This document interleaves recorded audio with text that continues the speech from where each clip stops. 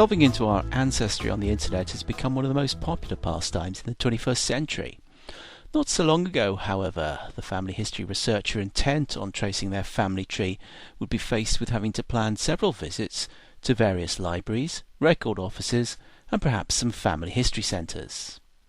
Now, even though for the serious genealogist this is still an important part of family history research, the huge growth of genealogy websites with searchable databases have made it possible to do much of the footwork researching one's ancestors online. From the amateur trying to find an elusive ancestor to the professional doing a family genealogy project for a client, resources such as those provided at www.ancestry.com or ancestry.co.uk or thegenealogists.co.uk or Find My Pasts, etc., and a host of other providers have made life so much easier for us. The sheer volume of information already made available is being added to all the time with new releases of old records and indexes. There are sites offering us access to census collections, parish records, which are church records of christenings, burials and marriages, monumental transcripts, births, marriages and death sites providing data on the BMDs, family history societies, old maps, genealogical resources such as parish registers and old town or trade directories and so on. In the UK, the 1841 census records are the earliest to be found online, and now sets are available to search on the net right up to the census of 1911. Census records are available on a host of commercial sites, most of which require you to pay as you go or take out a subscription of some sort. You will typically be able to search transcripts and then pay to view actual images of the enumerators' books for the various censuses that have been taken every 10 years between 1841 and the 1901 census. Lately, the 1911 census for England and Wales has gone online earlier than the normal 100 years before release. This is under a Freedom of Information ruling by the UK government, but the sensitive data as to mental state has been blacked out. The unusual feature of this collection is that for the first time we can view an image of the household's return, not just the enumerator's book, and so we can possibly see our ancestors' handwriting. The availability of the various types of family history data online has encouraged an ever-growing number of people to make a foray into the world of genealogy websites. Most are trying to find out who their ancestors were and what they did, and quite a few people have been encouraged to begin looking for themselves after the success of the BBC's television series called Who Do You Think You Are?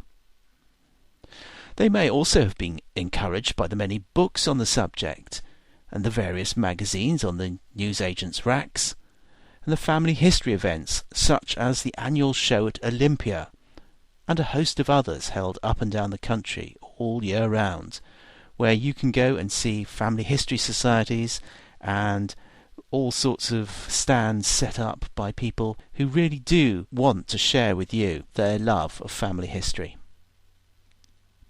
But while some research is easy, a good few of our ancestors are frustratingly difficult to find, and so often a beginner does not know where to turn.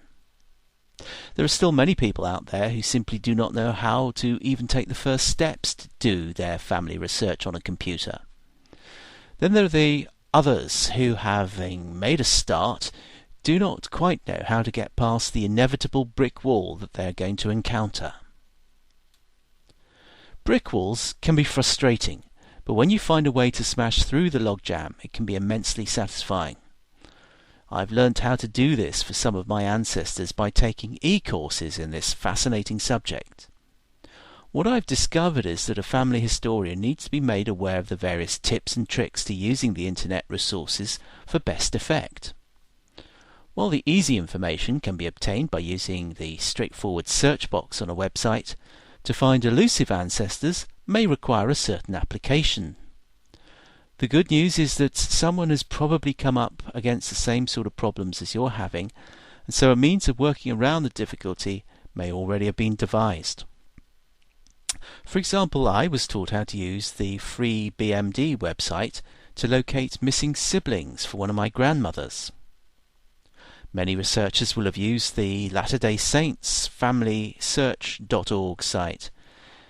Now, finding ancestors by using the search tools provided by that website can be difficult, even if they are included in the International Genealogical Index, which of course is not always the case.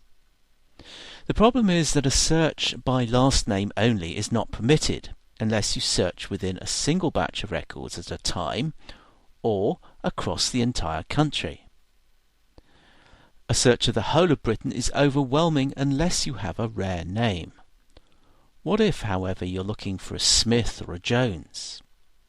Well, I've learnt how to use a tool provided on a website to search the IGI batches, and it's really easy to do once you know how. The World Wide Web has made researching ancestors so much easier to do now. As more and more data finds its way onto the internet, many more lines of research are open to us. But conversely, there is a danger of information overload. The new family historian may become frozen in the headlights as the data juggernaut races on towards them.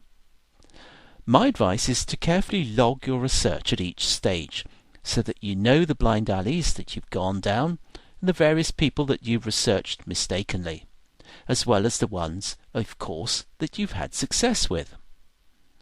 In the long run, you'll save yourself time and quite possibly money on certificates bought or pay-as-you-go searches on the internet. My next tip is that it's well worth continuing to learn as much as you can about this fascinating subject by taking courses or reading around the subject. The best family historian is the one that thinks of themselves as an advanced beginner. That is, they are always open to learning more skills, and the more skills you get, the better you'll be able to find those elusive ancestors. Please take a look at my website www.noseygenealogist.com.